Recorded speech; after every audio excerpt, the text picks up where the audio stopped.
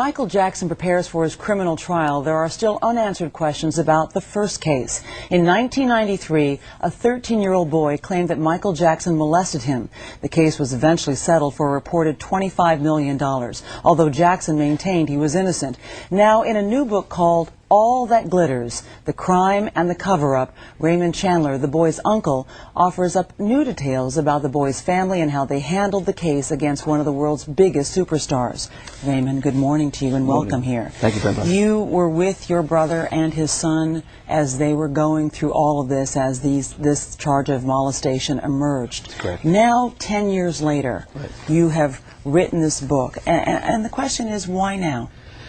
In 2003, I saw Michael Jackson on TV in a documentary, and there was this little boy with his head against Michael's shoulder holding hands, and Michael talking about how it's okay to sleep in bed with little boys and to share your bed, and that just gave me the chills because it brought everything back up. And I thought, parents... You want to stop this from happening again? Absolutely. Parents need to know not to leave their children alone with this. So you're writing a book for parents, basically, to talk about this. Yes. Did your nephew greenlight this book? No.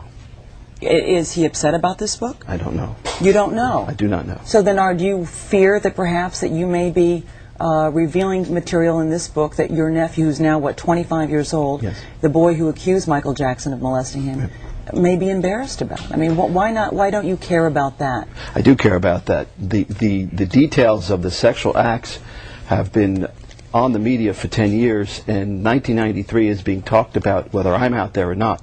The only thing that I bring to the mix is the facts instead of just all the speculation. We should say that Michael Jackson last week released a statement to Dateline NBC in response to its report on the 1993 molestation case and to the $2 million payout to a second accuser. Here's a proportion of that statement. I'm going to have to read it. It's called, "It is unfortunate that yet again I must respond to untruths and symbolism. Years ago, I settled with certain individuals because I was concerned about my family and the media scrutiny that would have ensued if I had fought the matter in court.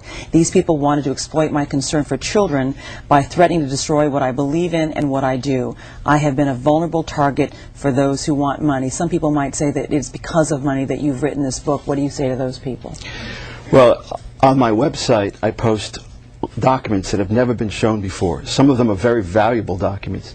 I could have sold them. I could have charged admission to the website. I put them on the website for the entire world to see for free.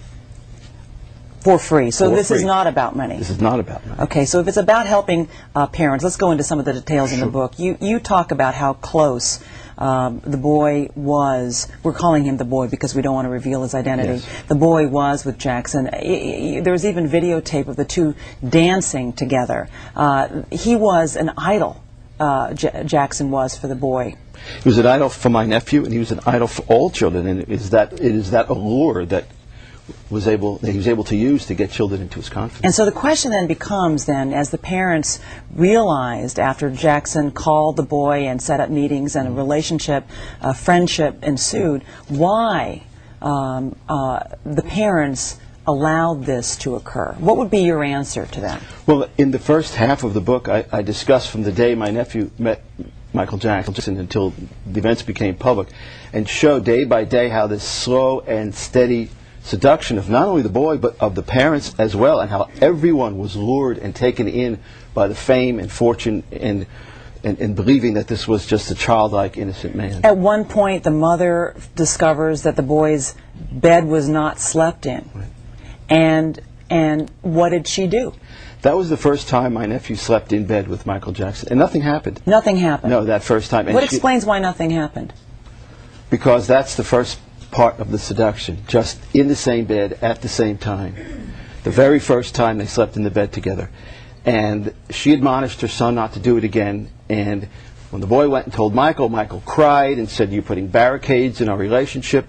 And then they both went and talked to the mother, and Michael cried and said, "You can't do this, it's all about love and trust." And according to my nephew's statement both to the police and to the psychiatrist who interviewed him, from that point on, nothing was said about him sleeping in bed with Michael Jackson, and he slept in Michael Jackson almost every night for several months from that point You're on. saying people don't understand this. I know. People don't understand how anyone could allow their 13-year-old son to sleep in the bed in the same bed with a 35-year-old man. Right.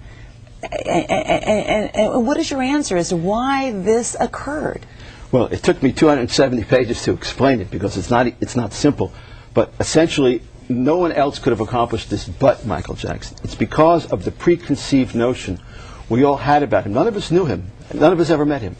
But we come to him already believing the decades of PR that this is an innocent, childlike man who loves children, who had never hurt a child, which, by the way, is what most pedophiles say. And so you already come there believing that this guy is totally innocent, could never hurt anybody. And you're taken in right from the get-go. How is your nephew today? He's 25 years old. How is He's 25. He's doing fine. I mean, he got therapy. The key for abused children is they must get therapy quickly before the guilt sets in. You know, these are children. They don't understand and they feel guilty. If they get help right away, then they can be fine. Raymond Chandler, thank you for joining us this morning. Thank you very much. And best wishes to your nephew. Thank you.